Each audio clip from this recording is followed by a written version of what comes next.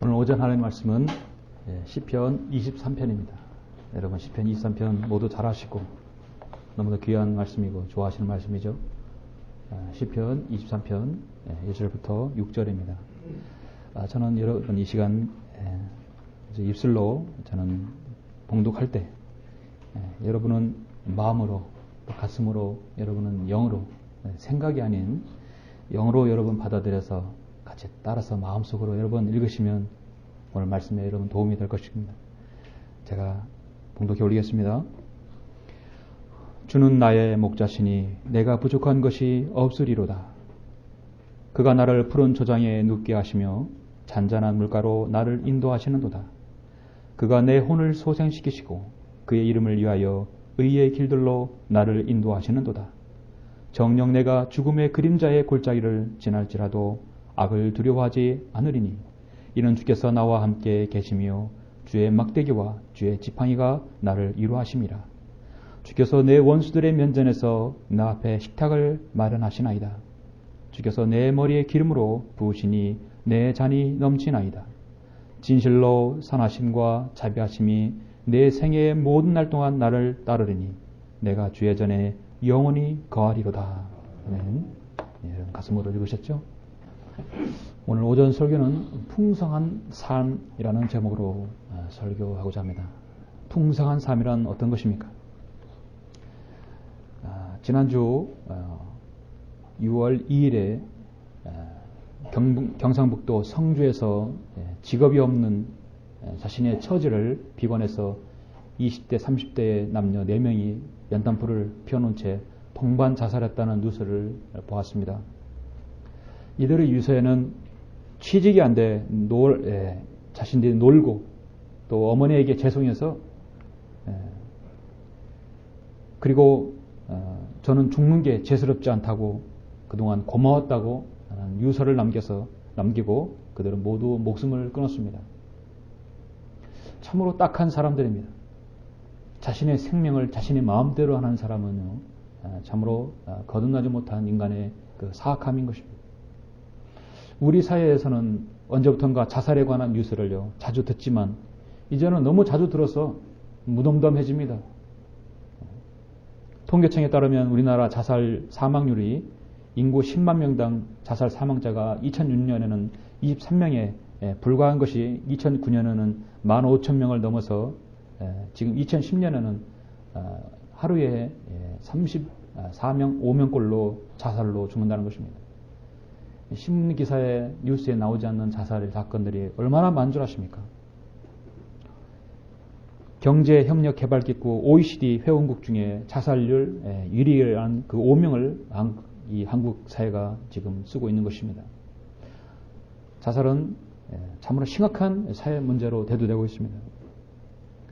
자살한 사람들은 이번에 생활을 비관해서 동반 자살한 사람 외에도 사실 경제적으로 안정된 생활을 사는 사람들도 자살을 하고 있습니다. 한국의 인재들이 모였다는 카이스트에서 학생 4명과 교사 1명이 자살했습니다. 방송 아나운서도 자살하고 가수도 자살하고 프로 축구 선수도 자살하고 기업의 총수도 자살하고 정치인도 자살하고 자살한 사람들은 무엇인가 탈출구를 찾지 못해서 극단의 방법으로 자살을 선택합니다. 자살은 자신이 살인자이고 자신이 피해자가 되는 것입니다. 요즘에 그래서 심리학 교수들은 한국 사회 자살에 대한 진단을 이렇게 말합니다. 오늘날 청소년은 학업 불안과 젊은 층은 취업 불안, 중장년층은 생계 불안, 노후 불안에 시달리고 있고 이 같은 불안이 극에 달하여서 자살의 하나의 선택이 되는 불안성 자살을 하게 된다는 것입니다. 그들은 그렇게 설명합니다. 그래서 그들은 대안으로 장기적으로는 안정된 삶을 누릴 수 있는 사회 보장과 복지제도를 보완해야 한다. 단기적으로는 혼자 고민하지 말고 주변 사람과 도움을 주고받을 수 있는 지역사회 등 작은 단위의 공동체 관계를 형성해야 한다. 사회적으로는 정부 지자체의 사회 구성원의 정신건강, 심리적인 건강을 챙길 수 있도록 프로그램들을 개발하고 제도를 강화해야 한다. 여러분 정말 그렇다고 보십니까? 그렇게 대안을 내리는 사람도 사실 자살합니다. 그렇게 인생을 잘 살고 멋지게 살라는 여러분 그런 사회 연설가도 강연자도 자살하고 있습니다. 구원받지 못한 채 살아가는 사람들은요, 언제 그들 스스로 목숨을 끊을지 모르는 사회입니다. 모든 것이 풍족한 이 시대에, 여러분 먹는 거 입는 것이 풍족한 이 시대에 무엇이 모자라서 자신의 생을 스스로 포기합니까? 모순이며 아이러니하는 현상입니다. 하나님으로부터 자비와 은혜를 받은 사람으로서 우리 그리스도인은 이해가 가지 않는 사회 현상이죠. 그러나 사실 성경적으로 들여다보면 이 사회는, 이 세상은 사탄이 관장하고 있기 때문에 그렇게 되는 것입니다. 그렇다면 모든 것들에 대해서 우리가 만족을 하고 또 누리고 원하는 것들을 그야말로 우리가 풍성한 삶을 사는 비결은 무엇인가? 그 비결은 오늘 하나님 말씀 시편 23편입니다. 저는요, 시편 23편이 가장 쉬운 본문일 수도 있고요, 가장 어려운 본문일 수 있습니다. 풍성한 삶을 그리스도 안에서 살면 그 사람은 시편 23편만큼은 가장 쉽고 마음으로 받아들이기 쉬운 것이에요. 그런데 그리스도인으로서 풍성한 삶을 살지 못한다고 생각하는 사람은 시편 23편은 멀고도 먼 것입니다. 그냥 하나의 시로 불과한 것입니다. 여러분이 너무도 잘 아시는 이 시편 23편이 말씀드렸듯이 가슴으로, 영으로, 마음으로 받아들이는 오늘 귀한 시간이 되었으면 합니다. 오전 설교 본문이 바로 이스라엘 아름다운 시인 다윗의 시입니다. 대표적인 것이죠. 성령님께서 영감으로 기록된 이 23편은 그야말로 불멸의 아름다운 시입니다. 어떤 인생의 아름다움을, 인생을, 생로병사를, 이 내자를 하나의 시로 이렇게 했을 때 이 시편 23편을 하나의 인생의 하나 압축된 그리스도인의 생애를 볼 수 있습니다. 다윗의 생애뿐만 아니라 모든 우리 하나님의 사람들, 그리스도인의 생애를 압축된 걸로 볼 수 있습니다. 이거보다 더 6절 이상으로 압축된 그런 시를 우리는 어디에서 우리는 찾아볼 수도 없습니다. 특히 저는 여러분도 마찬가지겠지만 여러분 자신의 모국어로, 우리 한국말로, 한국의 정서로 이렇게 가슴으로 읽는 하나님의 말씀이 있다는 것은 참으로 여러분 축복 중에 축복입니다. 시편 23편은 한마디로 풍성한 삶의 시작과 마침입니다. 이보다 더 풍성한 삶이 있을까요? 출애굽기 34장에서 주님은 선포하셨습니다. 나는 주로다. 자비롭고 은혜로우며 오래 참고 선함과 진리가 풍성한 주 하나님이로다. 나는 풍성하다 하겠습니다. 모든 것을 줄 수 있는 풍성함을 가지고 있다 하겠습니다. 성경에서 예수 그리스도의 피로 구속받은 우리 그리스도인들은 모두 다 주님의 양으로 말씀하고 있죠. 요한복음 10장에서도 양입니다. 양의 상태는요, 늘 좋을 수는 없습니다. 스스로 먹이를 찾을 수 없고, 스스로 꼴을 찾을 수 없고, 물을 찾을 수 없고, 날카로운 발톱이나 빠른 발, 사슴처럼 뿔을 가지고 있지 않습니다. 최상의 상태에서 갖다 놔야 합니다. 스스로 할 수 있는 건 아무도 없습니다. 단 목자의 음성은 바로 알아들을 수 있는 것밖에 없습니다. 그래서 양에게는 항상 목자의 말을 잘 들어야 합니다. 그래야 풍성한 꿀과 썩지 않는 물, 독이 들어있지 않는 물을 마실 수 있죠. 여러분은 늘 목자의 음성에 귀를 기울이십니까? 여러분의 선한 목자이신 주님의 말씀에 여러분 귀를 기울이십니까? 그리스도인은 그가 건강하거나 병들었을 때나 부하거나 빈궁하거나 또 전기에 처했을 때나 낮은 절에 있거나 언제나 우리는 주님은 우리의 목자이십니다. 내가 어떤 상태에 있더라도 주님 목자입니다. 내가 최상의 상태에 있다 그때만 주님께서 목자가 아니라 가장 비천하고 어려울 상태도 목자라는 사실입니다. 오늘 우리가 이 시편 23편의 진리의 풍성함을 우리 간과해서는 안 될 것입니다. 밥 존스 목사님은 피터 러크 목사님의 이런 신앙적 모든 부분의 스승이시죠. 밥 존스 목사님은 예수님의 가르침에 대해서 이렇게 말한 적이 있습니다. 예수님께서는 사람들에게 어떻게 생계를 유지할 것인가를 결코 가르치지 않고 어떻게 살아야 할 것인가를 가르치셨다 했습니다. 그러니까 예수님께서 가르치신 그리스도인의 삶의 방법은 어떠한 목적을 가지고 사는 것이 아니라 어떤 영적인 일을 우선에 두고 살고 있는가, 그것을 가르쳤다는 것입니다. 그래서 마태복음 6장에서 오직 너희는 먼저 하나님의 나라와 그분의 의를 구하라. 그리하면 이 모든 것을 너희에게 더해 주시리라. 영적인 일을 우선을 두고 있죠. 먼저 하나님의 나라와 그분의 의를 구하라. 그러면 풍성한 내가 모든 걸 더해 준다고 했습니다. 문제는 우리 그리스도인의 삶에 이게 순서가 바뀐다는 것이죠. 세상 사람들은 살아가는 데서 크게 세 분류의 사람들로 나누죠. 경제적 생활고에 몹시 시달리는 서민을 두고 있고, 또 조금은 부족하지만 전략해서 소비를 조절하고 어느 정도 살 수 있다는 사람들, 중산층을 또 구별합니다. 또 경제적인 여유를 있고 통장에 돈과 재산이 두둑한 사람들, 부유층으로 분류합니다. 서민과 중산층과 부유층입니다. 그러나 하나님께서 성경을 통해서 우리 사람을 세 분류를 한다면, 물론 이방인과 그리스도인, 그 다음에 하나님의 교회와 또 이스라엘로 구별할 수 있지만, 또 오늘 시편 23편을 통해서 구분한다면, 하나님께서는 첫 번째 예수 그리스도 없이 빈궁한 삶을 살다가 예수 그리스도 없이 죽어서 예수 그리스도 없는 곳으로 영혼의 그곳 지옥에서 영혼을 보내는 사람들로 한 부류를 나누고 있습니다. 구원받지 않은 사람들이죠. 또 한 부류는 예수님을 통해서 구원받았지만 예수 그리스도의 풍성한 은혜를 맛보지 못하고 그걸 누려보지 못하는 풍성한 그 사랑을 체험하지 못하는 사람을 또 한 부류를 나눕니다. 그런 반면에 한 부류의 세 번째 부류는 예수 그리스도의 풍성한 은혜와 하나님의 사랑을 체험하고 오늘 말씀대로 풍성한 삶의 그 은혜를 맛보는 사람입니다.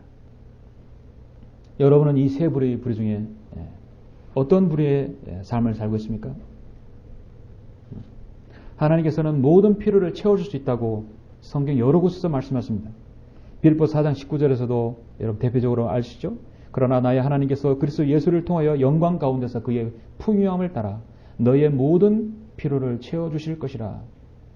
하나님의 풍요함에 따라서 너의 필요를 그 어떤 것이도 채워줄 수 있다 하는 것입니다. 그래서 주를 신뢰하고 선을 행하라. 그러면 내가 땅에 거할 것이요 진실로 그가 너를 먹이시리라 했어요. 그를 신뢰하라. 그가 이루어 주시리라. 분명히 시편 37편에서도 약속해 주셨습니다. 마태복음 6장에서 분명히 성경은 이렇게 말씀하고 있죠. 여러분 잘 들어보십시오. 네. 자,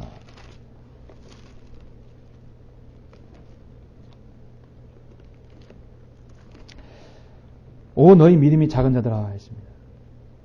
무엇을 먹을까, 무엇을 마실까, 또 무엇을 입을까 하며 말하며 염려하지 말라. 이런 것들은 모두 이방인들이 구하는 것이라. 하늘에 계신 너희 아버지께서 너희에게 이런 것들이 필요한 줄 아시느니라. 오히려 너희는 먼저 하나님의 나라와 그분의 의를 구하라 했습니다. 그러면 이 모든 것을 너에게 더해 주시리라 했습니다.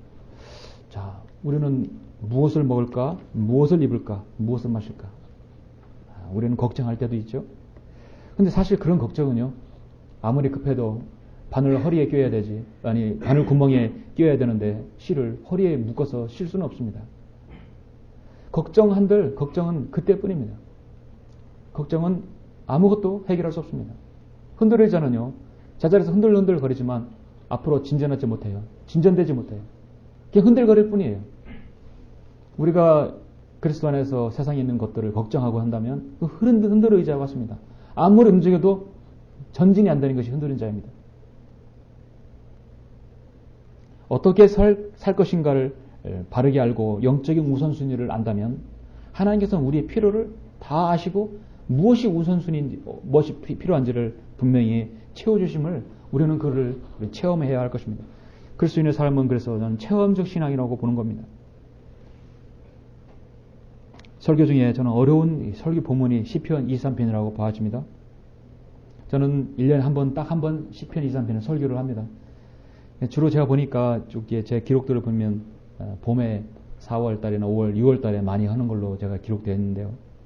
저 6월 첫 주에 또 시편 23편을 설교하게 되었습니다. 매해마다 한 번씩은 하지만 사실 설교가 내용이 다릅니다. 매해마다 서로 다른 조명을 주님께서 주십니다. 어떠한 각도에서 저는 여러분에게 이 설교를 해야 할 것인가? 오늘 저는 여러분은 풍성한 삶을 살 수 있는 그런 비결을 여러분에게, 또 그런 말씀을 여러분에게 제시하길 원합니다. 1절에서 여러분 먼저 보시면 주는 나의 목자시니 내가 부족한 것이 없으리로다. 그렇습니까? 부족한 것이 없는 사람은요, 풍성한 삶을 살 수 있죠. 가장 중요한 오늘 말씀의 핵심입니다. 이 구절을 여러분이 이해하고 받아들여야 할 것입니다. 오늘 말씀을 이해하는 초석입니다. 우리를 기르고 인도하는 목자가 누구인지를 아는 것이 가장 부족하죠. 가장 중요하죠. 그것은 바로 나의 목자신 주님을 아는 것입니다. 나 자신을 예수 그리스도께서 그 보배로운 피로 나를 죄와 사망과 지옥 형벌 가운데 구속해 주시고 하나님의 자녀로 삼아 주셔서 오전에 말씀 성경문처럼 정말 이방인은 개와 같은 우리를 하나님께서 양으로 바뀌어 주신 것입니다. 짐승에서 양우리에 집어넣어 주셨어요. 우리를 그래서 이끌으시고 먹이시고 이제 주인이 누구인가를 알려주시는 것입니다. 이러한 같은 이런 놀라운 변화가 어디 있습니까? 주는 나의 목자시니 여호와는 나의 목자가 아니라 주는 나의 목자입니다. 여호와는 나의 목자로 하게 되면 얼마나 심각한 문제가 생기냐면 이스라엘 백성만 목자란 얘기예요. 주님이 목자란 얘기예요. 이 주는 삼위일체 아버지와 아들과 성령 모두가 목자라는 얘기입니다. 주는 나의 목자라고 해야 하는 것이죠. 내가 부족한 것이 없으리로다 했습니다. 정말 나에게 부족한 것이 없는 것인가? 그것은 곧 나는 풍성한 삶을 살 수 있는 것인가? 우리는 때로는 주님은 나의 목자로 고백하면서도 나는 왜 이렇게 부족한 것이 많은가? 나는 건강이 필요하고 나는 지혜가 필요하고 나는 생활하기에 직장도 필요하고 돈도 필요하고 아내도 필요하고 남편도 필요하고 모든 것 필요한 건 투성입니다. 나는 왜 이렇게 매일 궁핍한 것인가? 우리는 때로는요 정말 믿음이 없을 때 불평 섞인 기도를 할 때도 있습니다. 주님 나의 삶은 왜 이럽니까? 나에게 승리의 삶은 없는 것입니까? 나는 좀 풍성한 삶을 살 수는 없는 것입니까? 그럴 때 오늘 여러분 가장 좋은 해답은요. 여러분에게 답변은 저는 시편 23편이라고 보아지는 것입니다. 그럼 여러분 풍성한 삶은 어떤 것인가? 오늘 23편에서 세 가지를 여러분에게 제시합니다. 문맥을 자세히 보시면요. 세 가지를 여러분에게 제시하고 있어요. 풍성한 삶은 어떤 것인가? 주님이 여러분의 목자라면 여러분은 부족한 것이 없어야 합니다. 사실 논리적으로 맞죠? 정말 그렇다면 우리는 세 가지 부분에서 풍족한 삶을 누릴 수 있습니다. 그건 어떤 것인가? 첫 번째, 풍성한 삶. 어떤 삶입니까? 여러분 그렇게 삶을 사셔야 합니다. 첫 번째, 생애를 인도함 받는 삶입니다. 자, 2절, 3절 보시죠. 자, 공통적으로 들어가는 말이 무슨 말입니까? 그가 나를 푸른 초장에 눕게 하시며 잔잔한 물가로 나를 인도하시는도다.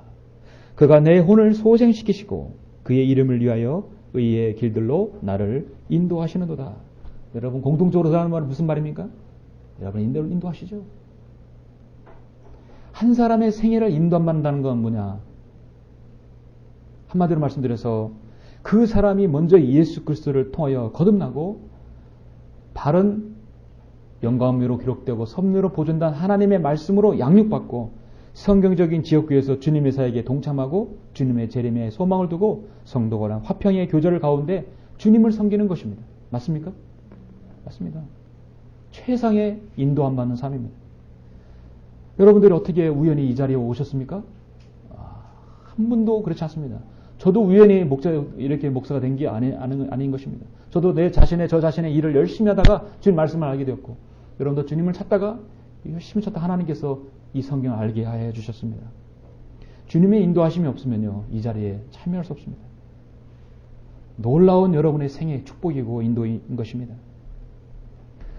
그러나 한국교회의 실상은 그렇지 못한 상태이죠. 우리는 성경 말씀을 통해서 성령님의 음성을 통해서 조성된 환경을 통해서 성도의 교제를 통하여 하나님의 선하시고 기뻐하시고 온전하신 뜻이 무엇인지를 알 수 있습니다. 그것은 바로 내가 의의 길로 내가 인도함 받는 것이라고 성경은 말씀합니다. 여러분의 생활을 인도하는 분은요, 오직 선한 목자신 주님만이 그렇게 할 수 있습니다. 주님은 자신이 목자라는 부분에 있어서 2, 3편에서 말씀하시지만 신약시대 요한복음 10장에서 너무도 자세하게 말씀하고 있는데요. 잠깐 여러분 요한복음 10장을 한번 살펴보시죠. 자, 자신이 선한 목자이고 우리의 생애를 인도하시는 부분에서 요한복음 10장은 여러분 한번 보시면 너무도 중요한 말씀이기 때문에 10장 2절 보시면 그러나 문으로 들어가는 이는 양의 목자라. 그에게 문지기가 문을 열면 양들은 그의 음성을 듣나니 그러면 그는 자기 자신의 양들의 이름을 불러서 이끌어내느니라. 그가 자기 양들을 이끌어낸 후 양떼 앞에서 걸어가면 양들이 그를 따라가니 이는 양들이 그의 음성을 알기 때문이라. 그러나 그들이 낯선 사람은 따라가지 아니하고 오히려 그에게서 달아나니 이는 그들이 낯선 사람의 음성을 모르기 때문이라. 7절 보면 그러므로 예수께서 다시 그들에게 말씀하시기를 진실로 진실로 내가 너에게 말하노니 진실로 진실로 두 번씩 얘기하면 너무도 중요하다는 것이 나는 양들의 문이라. 내 앞에 온 자는 다 도둑들이요 강도들이라. 양들이 그들을 듣지 아니하였느니라. 예수 그리스도 앞선 모든 인도자들, 예를 들어서 AD 400, BC 455년에 있었던 석가도요, 다 도둑이요 강도들이에요. 절대 우리 인생의 우리 목자가 될 수 없습니다. 나는 그 문이라. 누구든지 나를 통하여 들어가면 구원받을 것이며 또 들어가며 나오며 초장을 찾으리라 했습니다. 11절 나는 선한 목자라. 선한 목자는 양들을 위하여 자기 생명을 내놓으나 삭구는 목자가 아니요 양들도 자기 양들이 아니므로 이리가 오는 것을 보면 양들을 버려두고 도망치느니라.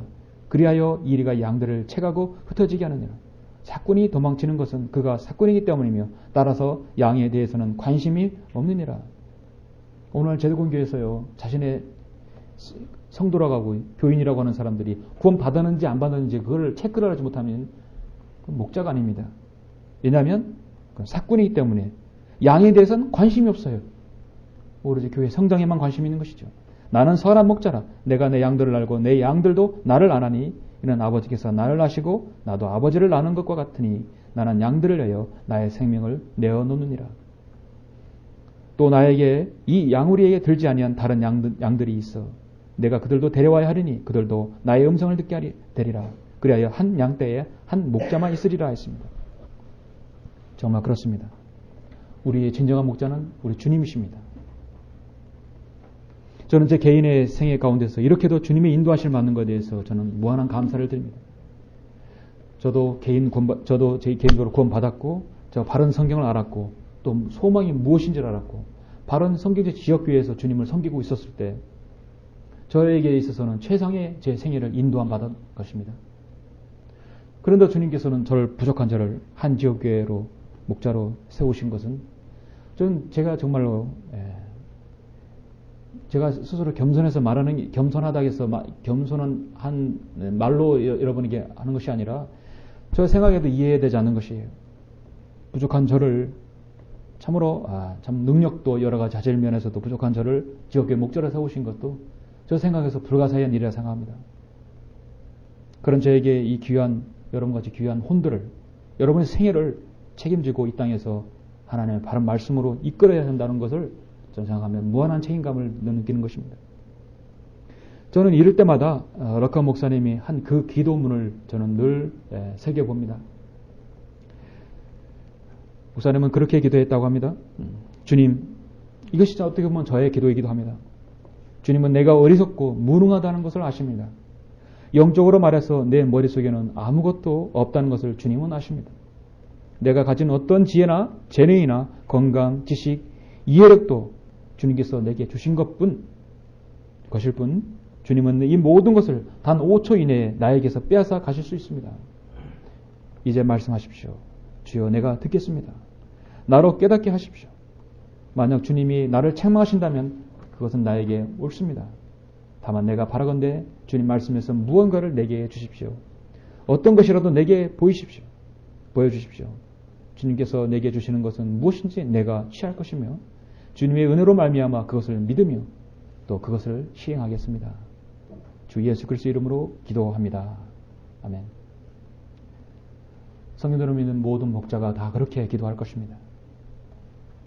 근데 저는 제가 가장 좋아하는 말씀 중에 하나가 뭐냐면 여러분 잠언 27장 23절에 뭐라고 써있냐면요. 이게 저에게 해당하는 말씀입니다. 너는 내 양떼의 상태를 부지런히 알며 내 소떼를 잘 돌아보라 했어요. 목자가 양떼의 상태를 살피지 못하면 싹군이 되는 것이에요. 그래서 저는 잠언 27장 23절이 너는 내 양떼의 상태를 부지런히 알며 내 솥대를 돌아보라. 부지런해야 한다는 것입니다. 부지런히 살펴야 양떼가 어디가 부족하고 어디 이렇게 넘어졌는지를 알아야 하는 것입니다. 저는 여러분에게 풍성한 삶을 살 수 있도록 잘 이 땅에서 인도해야 할 그런 무한한 책임감을 느끼고 있습니다. 주님께서 저에게 이탁하신 그 사역들, 그 여러분 자신들, 하나님의 바른 말씀으로 잘 인도해서 여러분이 풍성한 삶을 산다면 그것이 바로 제 역할인 것입니다. 목자가 한 사람의 혼들을 세상에 나가서 이겨오고 데려오는 것도 중요하지만 그러기에 앞서 먼저의 목자의 소명은 양들의 상태를 잘 살펴서 양들의 풍성한 꼴을 먹을 수 있는 것이 첫째 사명이죠. 그래서 털을 많이 내게 하고 또 새끼를 또 갖게 하는 것이죠. 그래서 여러분 한 사람, 한 가정은요, 참으로 저에게 소중한 분들입니다. 풍성한 삶은 어떤 삶입니까? 두 번째로 그것은 생애의 위로를 받는 삶입니다. 자, 여러분 생애를 잘 인도받다가도요, 문제가 생깁니다. 그 문제에서 여러분이 위로를 받아야 하는 받는 사람이 바로 풍성한 삶을 사는 사람이라고 보는 것입니다. 여러분, 본문 4절, 23편 4절 보시면, 정령 내가 죽음의 그림자의 골짜기를 지날지라도 악을 두려워하지 않으리니 이는 주께서 나와 함께 계시며 주의 막대기와 주의 지팡이가 나를 위로하심이라. 성경 마지막에서 뭐라고 말씀합니까? 위로하시라 하겠습니다. 생의 위로를 받는 사람이요, 정말 풍성한 삶을 사는 사람입니다. 주님은 위로의 하나님이십니다. 우리는 이 세상에서 위로받지 못하면요, 살아갈 수 없는 그런 인생들이에요. 왜냐하면 우리 그리스도인의 생애는 늘 고난과 시험과 시련들이 여러분 인생에 알지 못하는 속에서 굽이굽이 숨겨져 있기 때문입니다. 세상 사람들은요, 그런 위로를 받지 못하니까, 출구를 찾지 못하니까 극단적인 방법을 찾게 돼요. 그것은 나 죽으면 끝이겠지. 나 하나 죽으면 모든 해결되겠지. 죽으면 그 모든 것이 해결되겠지. 더 이상 고통 없겠지. 더 이상 창피함 없겠지 하고 죽는 것입니다. 위로를 받지 못하니까요. 자살은요, 살려달라는 마지막 호소라는 말이 있습니다. 출구를 찾지 못해서 자살하는 것이죠. 우리는 고난과 시험과 어려움 가운데서 누구로부터 위로를 받아서 힘을 얻습니까? 바로 우리의 선한 목자이신 주님을 통해서 그렇게 받는 것입니다.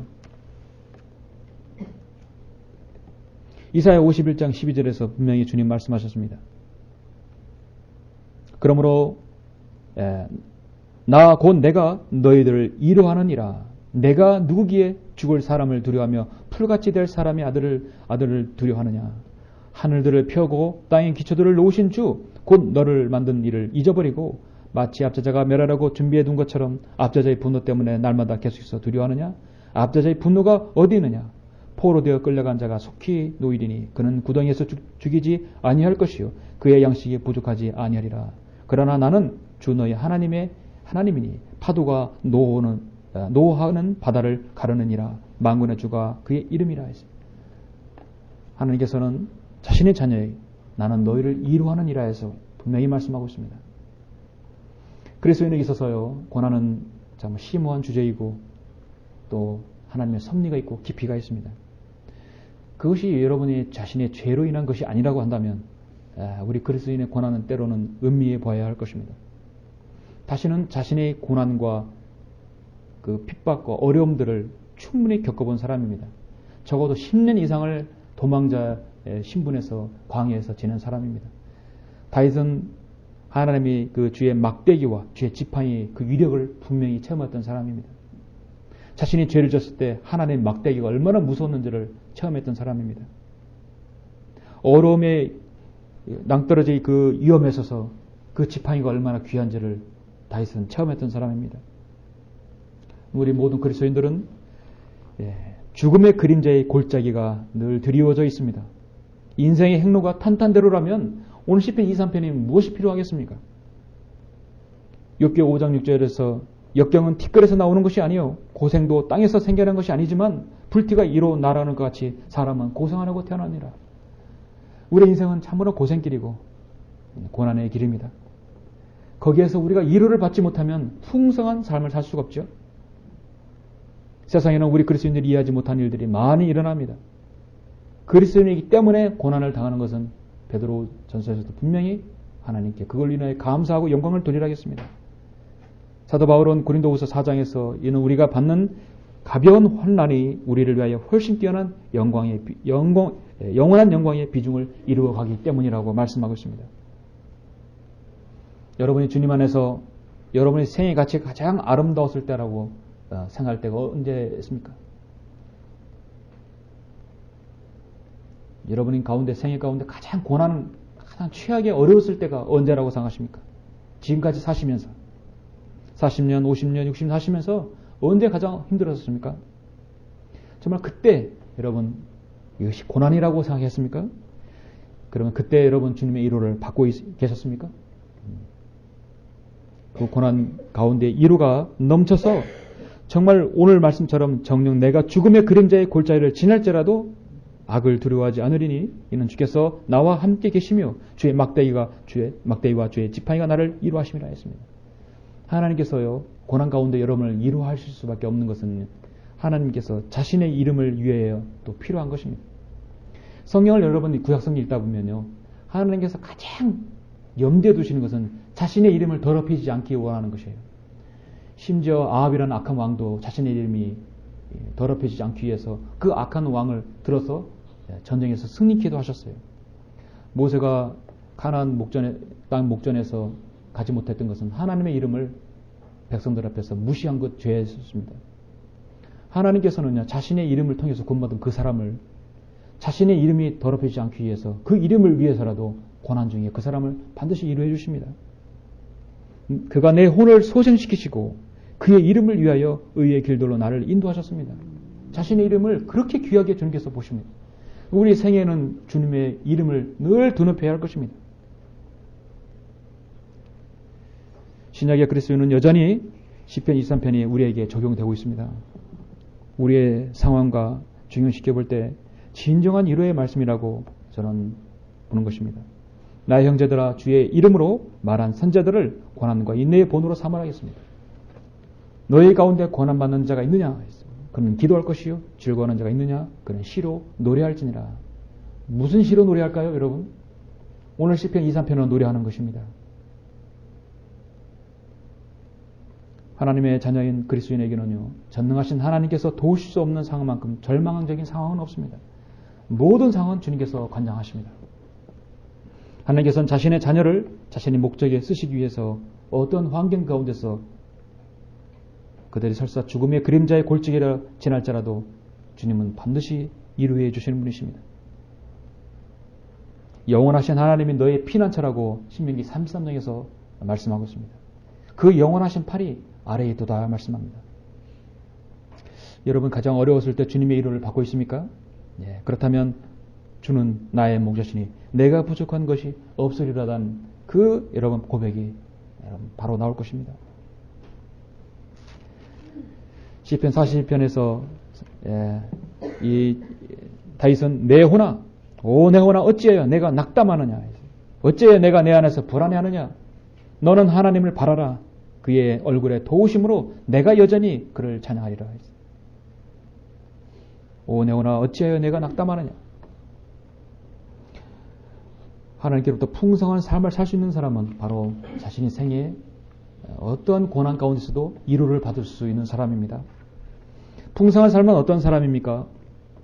바로 셋째로 우리 인생에 있어서 영혼을 보장받은 사람입니다. 이것이 바로 풍성한 삶의 종결이죠. 생애를 잘 인도받고 고난 가운데 이루어봤는데요. 우리에게 영혼이 없으면 그건 무엇입니까? 우리 인생의 고작 60년, 70년, 80년이 생이 다하면 우리는 어떻게 보면 손해보는 사람이 있습니다. 몰라요. 그러나 우리는 영혼을 소유한 사람들이에요. 풍성한 삶의 종결은요, 우리 인생에 있어서 영혼을 보장받는 삶인 것입니다. 여러분 그렇습니까? 예, 오늘 말씀 5절, 6절 마지막 보십시오. 주께서 내 원수들의 면전에서 내 앞에 식탁을 마련하시나이다. 주는 많은 사람들 보는 앞에서 그 원수들을 여러분 이기신다고 말씀합니다. 주께서 내 머리에 기름으로 부으시니 내 잔이 넘치나이다. 진실로 선하심과 자비하심이 내 생의 모든 날 동안 나를 따르리니 내가 주의 전에 영원히 거하리로다. 확신하고 있습니다. 여러분의 어떠한 생애 모든 날 동안 여러분을 따르는 것은 하나님의 선하심과 자비하심이 따른다고 말씀합니다. 그리스도인의 생의 축복의 잔은요, 하나님께서 넘치도록 주십니다. 다만 그 넘치도록 부어주는 그 잔을 우리가 마시지 못하는 것이 문제이죠. 우리는 영혼을 보장받은 사람들입니다. 우리는 사망에서 생명으로 여러분 옮겨졌느니라. 이미 우리는 옮겨진 사람들입니다. 우리는 예수 그리스도를 믿고 영원한 생명을 보장받고 이미 영원한 생명을 소유한 사람들입니다. 영원한 생명을 보장받았는데도 이 짧은 인생을 아둥바둥 살려고 온갖 육신적인 일에, 세상 일에 매여 있을 때도 있습니다. 영원한 생명을 소유했음에도 불구하고 삶의 문제들에, 생활과의 문제들이 닥쳐서 주저앉는 사람들을 보게 됩니다. 그러나 성경은 풍성한 삶을 살라고 말씀합니다. 영혼을 보장받았기 때문이라고 성경은 말씀합니다. 풍성한 삶은 자신의 생인 궁극적으로 내가 가야 할 곳이 어딘지를 아는 사람입니다. 그 목표와 표대가 절대로 흔들리지 않는 것이에요. 다윗은 시편 2, 3편에서 진실로 선하심과 자비하심이 내 생의 모든 날 동안 나를 따르니 결국은 내가 주의 전에 영원히 거할 것이라는 것입니다. 풍성한 삶의 종결은 바로 영원한 생을 보장받는 것이죠. 여러분, 영원한 생을 보장받는 것은 여러분 가만히 있어도 너무 먹지 않아도 참 배부르죠. 참으로 생각할수록 들뜬 것입니다. 우리가 저 낙원에 올라가고 이 땅에 내려와서 1000년 동안, 1000년이 얼마나 깁니까? 그런 1000년 왕국이 끝나면 저 새 예루살렘에서 영혼을 주님께 보낸다는 것이에요. 멸망이 없어요. 오늘도 내일도 마치 자연수가 끝이 없듯이 끝이 없는 세월을 주님과 함께 보내는 것이에요. 우리에게 멸망이라는 건 관계가 없는 사람들입니다. 얼마나 기쁘십니까? 빌보 4장 11절 12절에서 내가 궁핍함으로 말하는 것이 아니니 이는 내가 어떤 처지에서도 스스로 만족하는 법을 배웠다 하겠습니다. 배고픔과 풍부함과 궁핍함을 다 배운 사도 바울이 말합니다. 그래서 그는 로마서 8장에서 자녀이면 또한 상속자들이니 하나님의 상속자들이요 그리스도와 함께한 공동 상속자들이니 우리가 그와 함께 고난을 받는 것은 함께 영광도 받게 하려 함이니라 말씀하고 있습니다. 신명기 3장에서 모세는요, 이는 너로 주 너희 하나님을 사랑하게 하고 너로 그분의 음성을 복종하게 하며 또 그분께 밀착하게 하려 함이니 그분은 너의 생명이시여 내 날의 기한이시라 했어요. 주님은 여러분 자신의 생명이시고 날들의 기한이라 하겠습니다. 시편 기자는 다윗은 48편에서도 이 하나님께서 영원토록 우리 하나님이시니 죽을 때까지 그는 우리의 인도자가 되시리라 했어요. 인도자가 되시고 영원 무궁토록 우리 하나님이라고 자신있게 말씀하고 있습니다. 이는 그가 기초들이 있는 한 도성을 기다렸으니 그것을 세우시고 만드신 분은 하나님이시니라 했어요. 이제 그들이 사모하는 곳은 더 좋은 본향 곧 하늘에 있는 것이라. 그러므로 하나님께서는 그들이 하나님이라 불리는 것을 부끄러워하지 아니하시니 이는 그들을 위하여 한 도성을 예비하였습니다. 우리는 그 도성에 곧 가야 할 사람들입니다. 가끔씩 생각해 봅니다. 하늘나라는 과연 어떠한 관계일까? 저 셋째 하늘은 어떠한 모습일까? 어떠한 찬양이 울려 펴질까? 새 노래로 찬양한다고 했는데 우리와 같은 도라미파솔라시도 이런 음계가 아닌 새 노래, 과연 어떤 음계로 주님을 찬양할 것인가? 그 하늘은 어떤 빛깔일까? 또 새 예루살렘은 우리가 상상하는 그 이상의 어떠한 곳일까? 여러분 한번 생각해 보셨습니까? 여러분이 가야 할 그곳을 상상해 보신다면, 그 열망을 느끼신다면 우리가 이 세상에 가지고 있는 무거운 짐들은 더 가벼울 수 있죠. 탐욕과 욕망의 사슬에서 벗어나지 못한 그리스도인이라고 한다면 풍성한 삶을 어떻게 저 영원한 저 새 예루살렘에서 영원한 곳에 살 소망을 할 수 있겠습니까?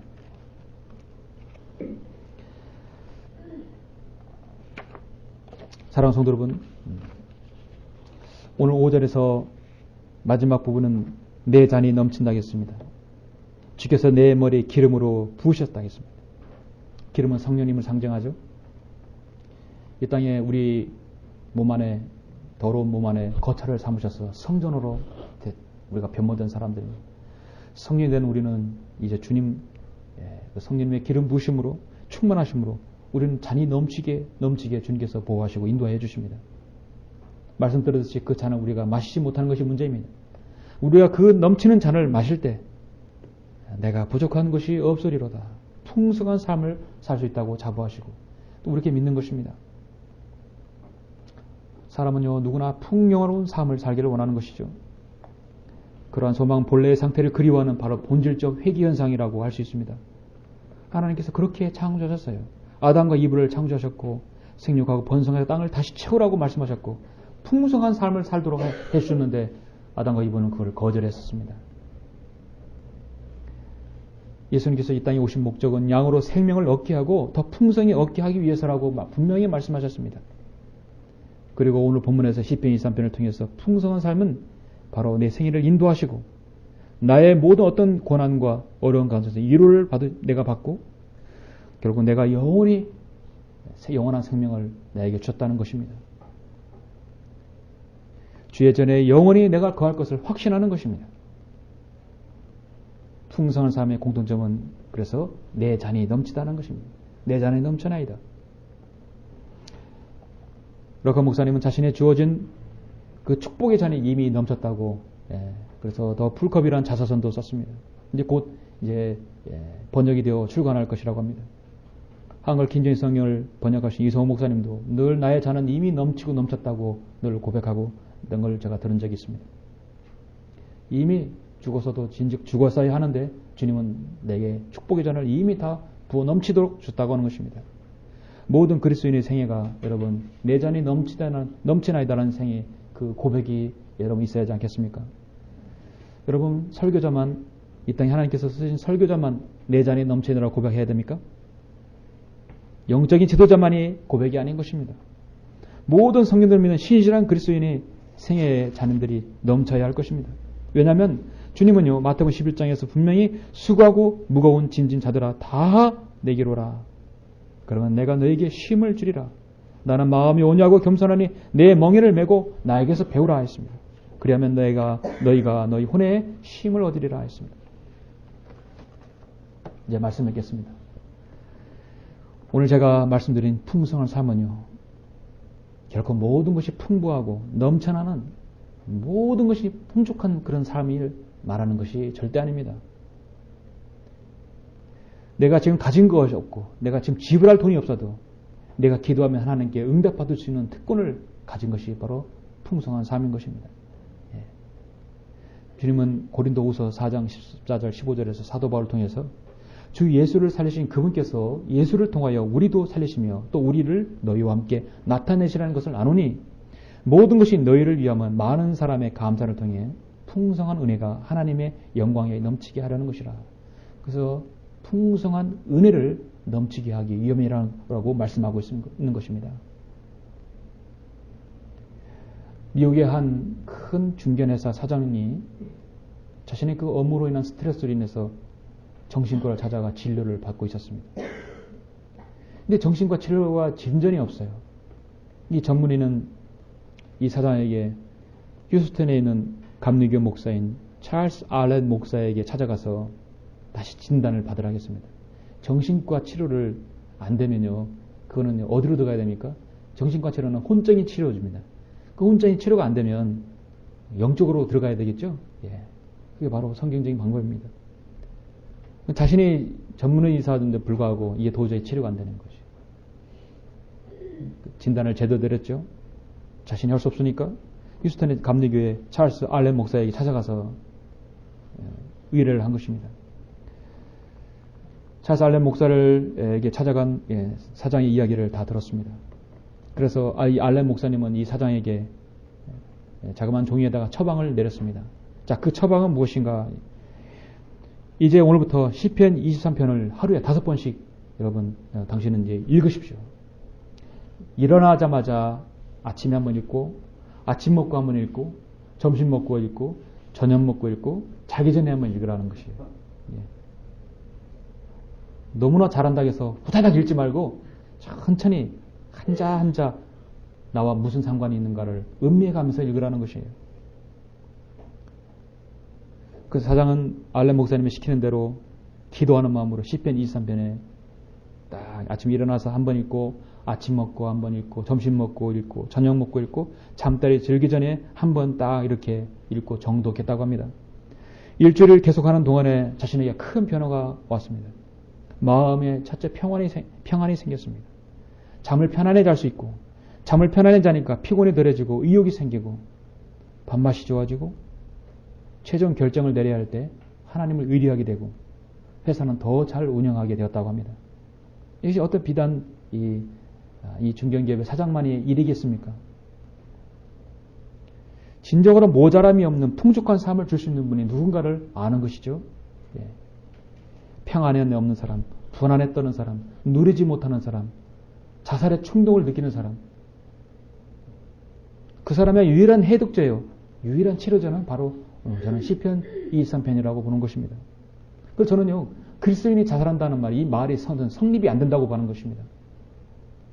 왜 그리스도인이 자살을 합니까? 그 사람은 구원받지 않는 거라는 증명하는 것이에요.